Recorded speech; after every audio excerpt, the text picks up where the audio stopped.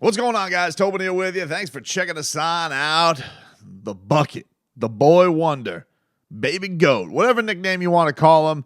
Tyler Herro coming through tonight with a monster performance against the Oklahoma City Thunder and pushes the Miami Heat one win away from that elusive 500, which they can hopefully get to tomorrow night. But coming into this one, no Jimmy Buckets, as he was resting that knee up as the Miami Heat were, going into this one, needing something from one of their big young studs. Like, this was one of those where you needed a big game from Bam or a big game from Tyler.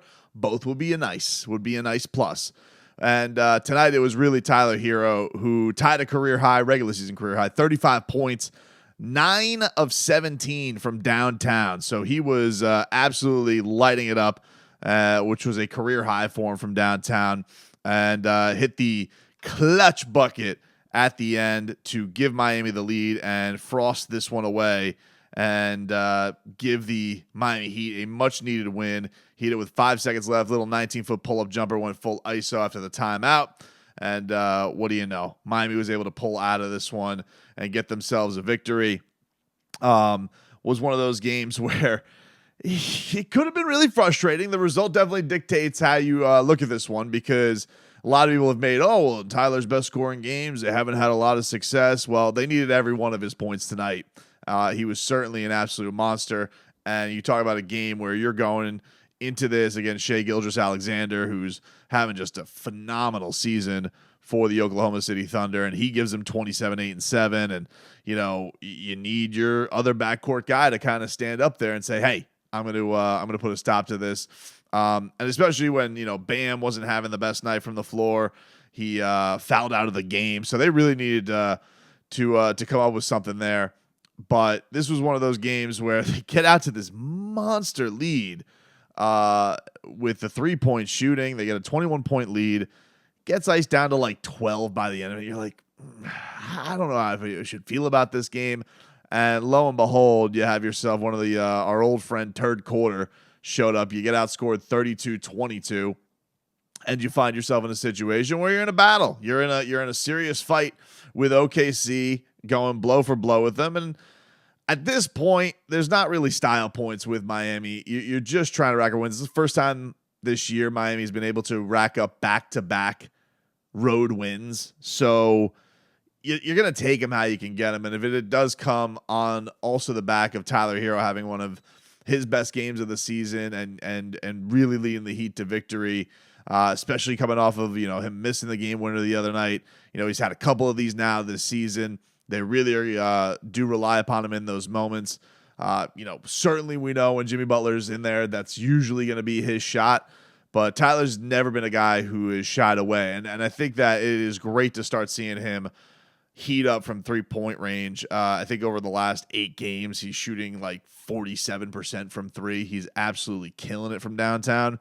So really, since they've played Boston, he's cooking. Tonight was an outrageous 9 from downtown, but he's got a 5 3-pointers in a game when he took on the Spurs, 4 against the Clippers, had 6, of course, in that overtime win against Boston. So he's had some pretty monster performances from downtown that they needed, because obviously, tonight being a little bit of an aberration because they got a lot of good shooting all over the place, especially Duncan Robinson, who was big in that first half. It was good to see him get some action tonight. He played 23 minutes. Actually played more than Max Strus, which is an interesting thing to kind of keep an eye on, because, we know the other night Max didn't play in the second half. Tonight, only plays 18 minutes, plays less than Duncan Robinson. So that's kind of an interesting thing to peep on and be like, is Max shooting his way out of a role? He got the starting, and the other thing is he started tonight. This is not just a case of Max Strus coming off the bench and only playing 18 minutes.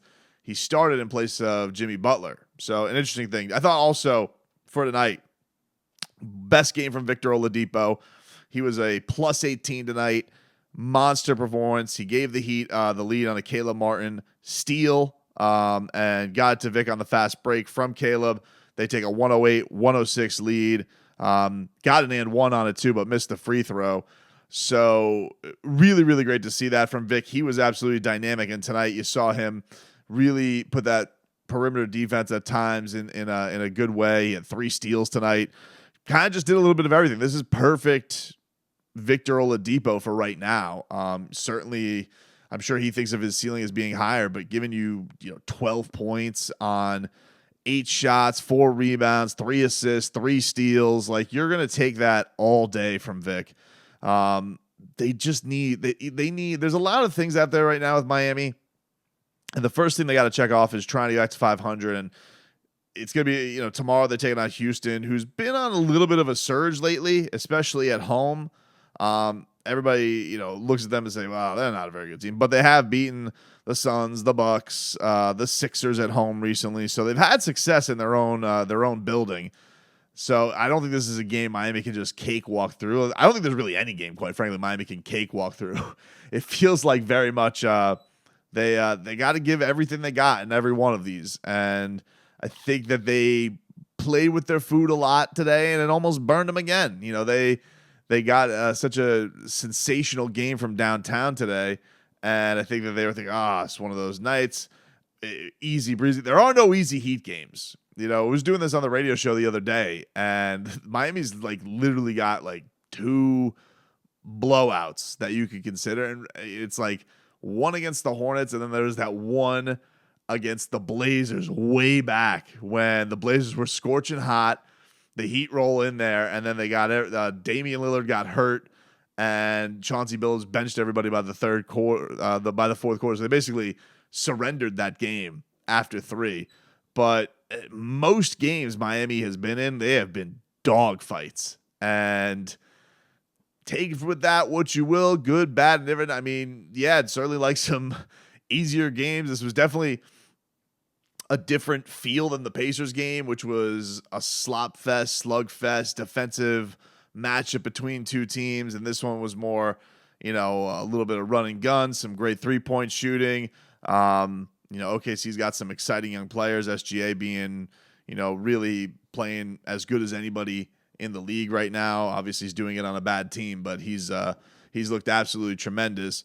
So important win for Miami to get tonight, and it was great to see it come on the back of Tyler Herro. I would expect that they're going to have Jimmy Butler tomorrow. I would think that was the whole point of keeping him out tonight. So that also should be a nice boost for Miami going into this next game against Houston, and they wrap things up, hopefully getting some revenge against the Spurs in Mexico City for the international tour for Miami. So this one, much needed.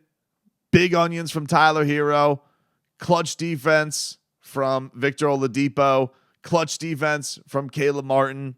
Clutch buckets from Vic as well. Kyle Lowry coming through with some important 3s there late as well. And they were able to pull this one out 110-108 and get themselves a nice little victory.